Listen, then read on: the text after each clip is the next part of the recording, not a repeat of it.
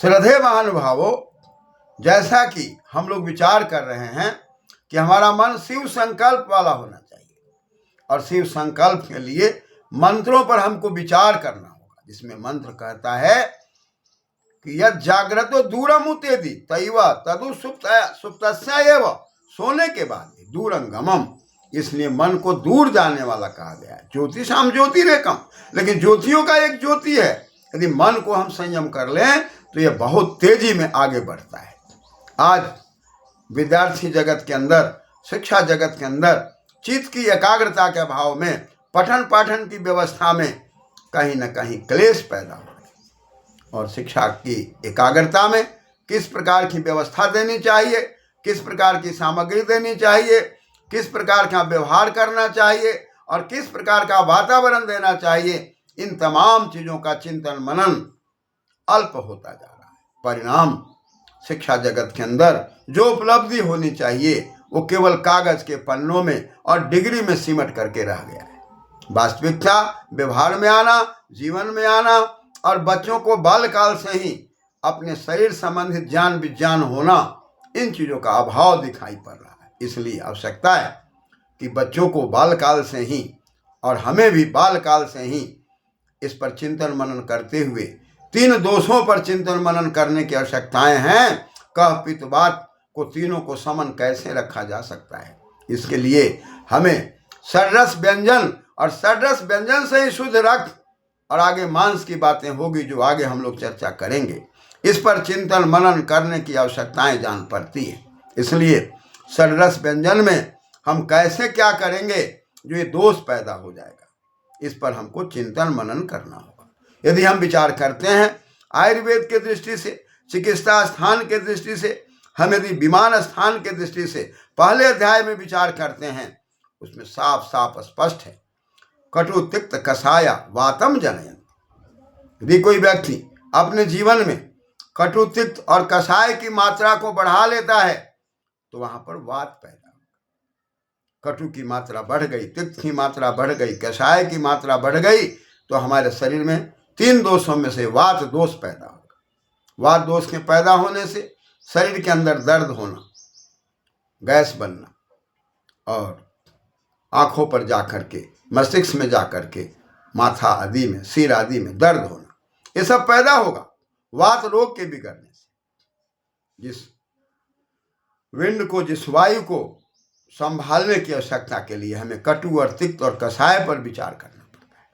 कटु पर जब हम विचार करते हैं तो कड़वा पदार्थ से संबंध हमारा आपका स्थापित हो जाता है, और कड़वा पदार्थ में हम यदि विचार करते हैं तो करेला है, मूली है, काली मिर्च है, इनका सेवन तो हमको करना है। ये कटु हैं, ये कड़वे हैं, लहसुन हैं, ये कड़वे हैं, गाजर हैं, ये सब के सब हमारे आपके शरीर को आगे तो बढ़ाते हैं, लेकिन इस लहसुन के अंदर 5 प्रकार के रस, जिसमें अम्ल को छोड़कर ये पांचों रस विद्यमान है। मधुर है, अम्ल है और लवण है, तिक्त है, कटु है, कषाय है। इस पांचों 6 रस में से केवल अम्ल लहसुन में नहीं है। अतः लहसुन के सेवन में हमें ध्यान रखना है कि यदि लहसुन का सेवन करते हैं तो उसकी मात्रा कितनी होनी चाहिए, और उस मात्रा के अंदर यदि अम्ल नहीं है तो अम्ल वाला पदार्थ भी हमको लेना पड़ेगा। और अम्ल वाला पदार्थ में नींबू है, टमाटर है, दही है, संतरा आदि है, जो आप सब जानते हैं। इस पर हमको सेवन विचार संयम करना पड़ता है। साथ ही साथ हरितकी एक शब्द है, जो हरितकी मनुष्यानां माते वहितकारिणी कदाचित कुप्यति माता नोचित हरितकी। हरितकी माता की तरह हितकारिणी है। कभी कभी माता नाराज भी हो जाती है, लेकिन हरितकी कभी नाराज नहीं होती। लेकिन हरितकी के अंदर केवल एक चीज का अभाव है और वो लवण नहीं है। तो हरितकी में लवण नहीं है और लहसुन के अंदर अम्ल नहीं है। अतः हरितकी के सेवन करके, लहसुन के सेवन करके हम संयम कर सकते हैं। इसलिए त्रिफला की जब बात आती है तो 3 फल हम उसमें आंवला लेते हैं, हरड़ लेते हैं, बहेरा लेते हैं। ये हरड़ को ही हरितकी कहते हैं और बहेरा लेते हैं। और तीनों को जब मिला देते हैं बराबर मात्रा में, मधु और घी के साथ सेवन करते हैं, तब ये त्रिदोष हर है, ये तीनों दोष को दूर करता है। साथ ही साथ उधर हम योगाभ्यास की रीति से, यम नियम आसन प्राणायाम की रीति से आसन करके उनको पचाने का प्रयास करते हैं और चिंतन मनन करते हुए, शिव संकल्प करते हुए अपने जीवन को संकल्पित करते हैं। उधर हम शिव संकल्प के मंत्र को पढ़ते हैं। दूर मुदैति दूरं गमम ज्योतिषाम ज्योतिरेकम, ज्योतियों में एक ज्योति है, तन में मन शिव संकल्प। हमारा जो मन इधर उधर भागता है वो शिव वाला हो, कल्याण वाला हो। स्वप्नावस्था में, जागृत अवस्था में हमेशा हम मन को संयमित रखते हैं योगाभ्यास की रीति से, तब जाकर के हम विकारों से बचते हैं, त्रुटियों से बचते हैं और इस शिक्षा का सही सदुपयोग होता है। क्योंकि हम जब शरीर को स्वस्थ नहीं रख पाए तो वह कैसी शिक्षा है। इसलिए शिक्षा का मौलिक उद्देश्य पहले शरीर को स्वस्थ रखना है, और स्वस्थ शरीर में स्वस्थ मस्तिष्क होगा, और स्वस्थ मस्तिष्क में ही हम विद्योपार्जन कर पाएंगे, धनोपार्जन कर पाएंगे और उस धन का सदुपयोग कर पाएंगे। अन्यथा हम धन का दुरुपयोग करेंगे। इसलिए धन के सदुपयोग करने के लिए हमें आत्मिक उन्नति के लिए, शारीरिक उन्नति के लिए, बौद्धिक उन्नति के लिए खान पान में षड्रस व्यंजन पर हमें और आपको विचार करना होगा। इसलिए कटु तिक्त कषाय जो बात को जनन करते हैं, तो वहाँ पर हमें फिर ध्यान देना होगा कि मधुर आम्ल लवण नस्त्वेन समयन।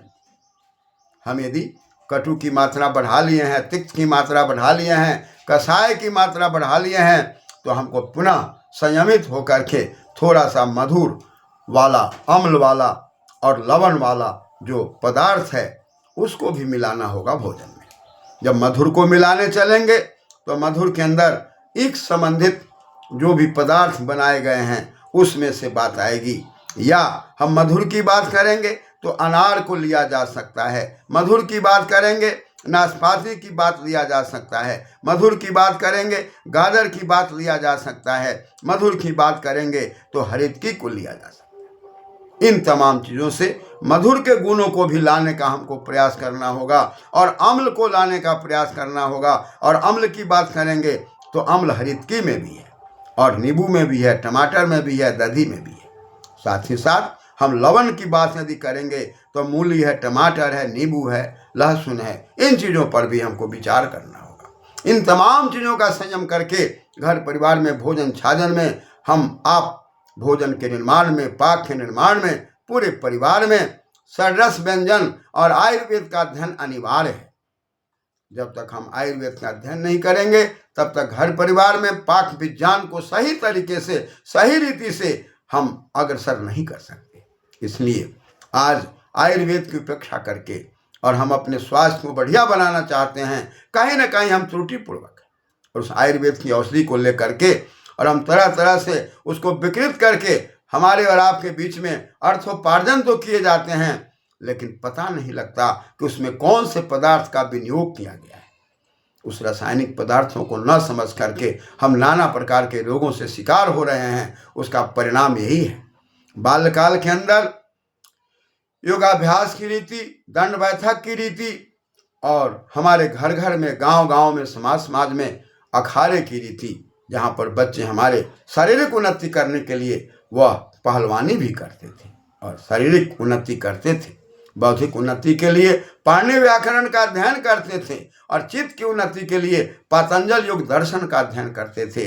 और साथ ही साथ अपने जीवन को इंजाना प्रथम मनस्तत्वाय सविता दिया अग्नि ज्योतिर्निचाय पृथ्व्याम मध्याभरत, और पृथ्वी पर अधिकार पूर्वक रहने के लिए वो जहाँ अग्नि से जुड़ते हैं, जहाँ परम तत्व से जुड़ते थे, वहाँ पर वो अपने जीवन को योग से जोड़ते थे।